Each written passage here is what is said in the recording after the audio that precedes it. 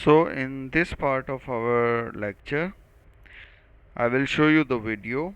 That video will be related to how the capacitor is charged and discharged, and how the size of the plates or the material affect the charging or discharging of a capacitor. So let's start with this video.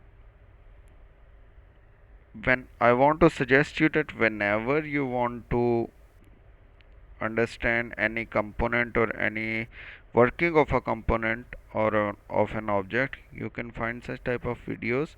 It will help you to make your concept more clear.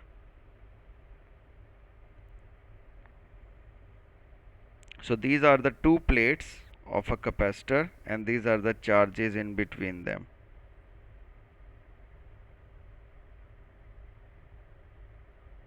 So the positive are fixed, these red ones are positive charge and the blue ones are negatively charged. So the positively charged are fixed and negatively charged keep on moving.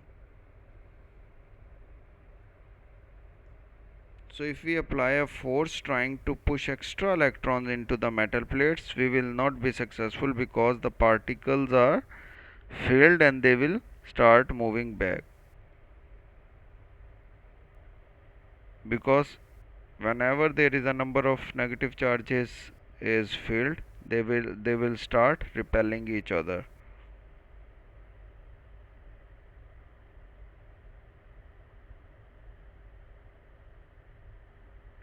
So this was one plate, and there will be another plate parallel to that, because in a capacitor there are two dielectric or there are two plates. So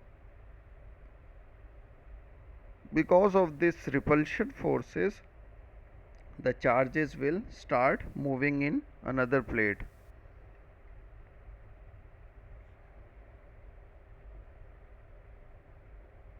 So this is the reason why the first plate has more negative charge.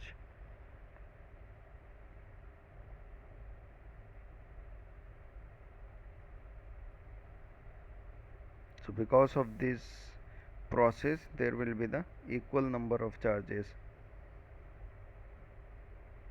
You can watch this video again and again and read the comments so that you can understand more about the working of a capacitor.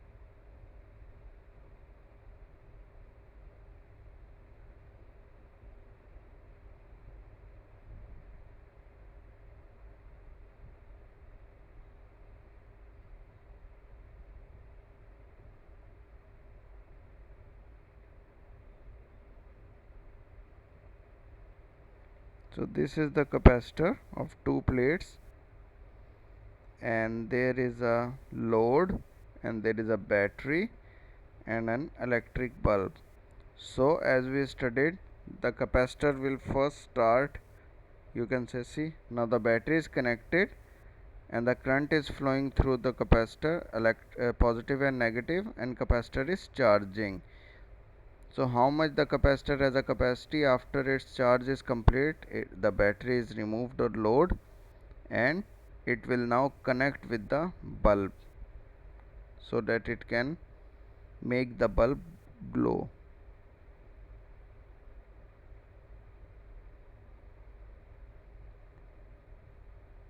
So first capacitor completed its charging, glow the bulb, and now it is releasing the charge. And this point the charge is released and capacitor is again having no charge.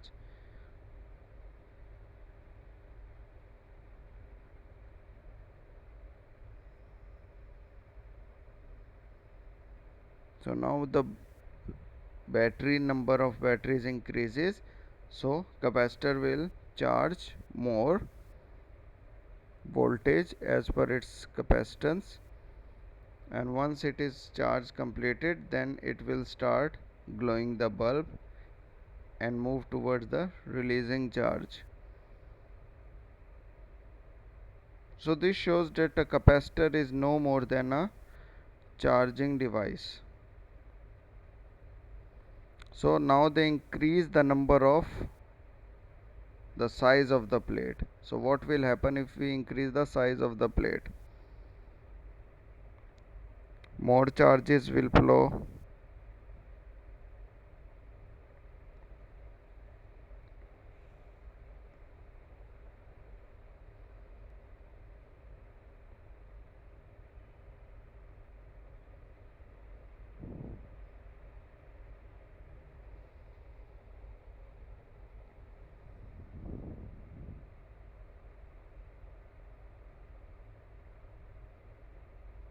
So here see the charging plate size is increased.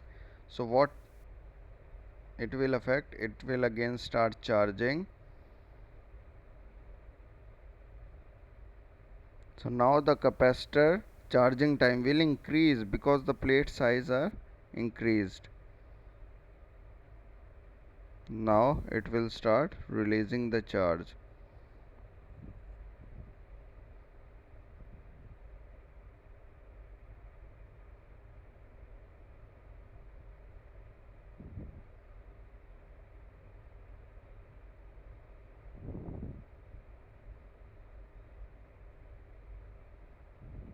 This time it will take more time in discharging.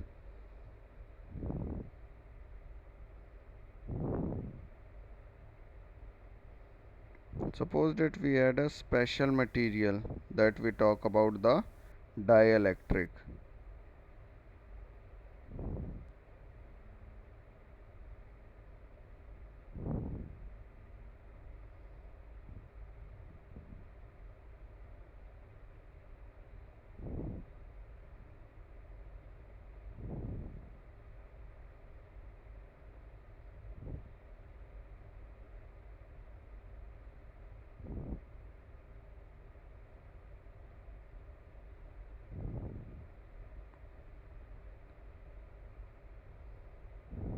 So this is all happening because of the dielectric material between the plates.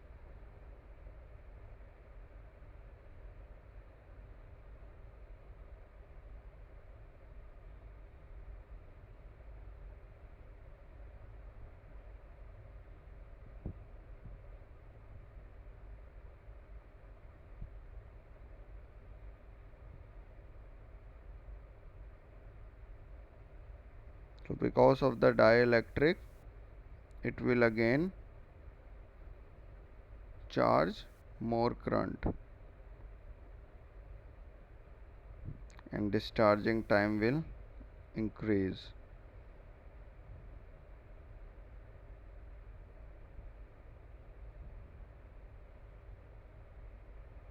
So another third way is to decrease the distance between the plates by moving the two metallic plates closer to each other. And what will happen by doing this?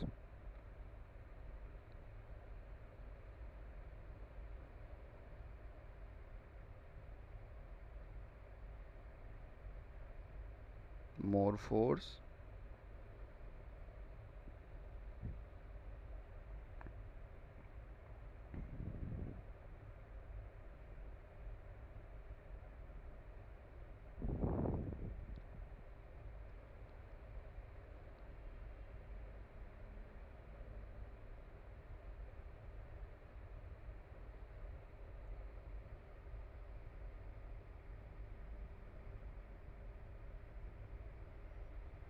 So here now the plates will be, the distance between two plates will be decreased, and it has also the same effect as the effect of increasing the plate size, because it will increase the capacitance See, now it is charging and the releasing time will be greater.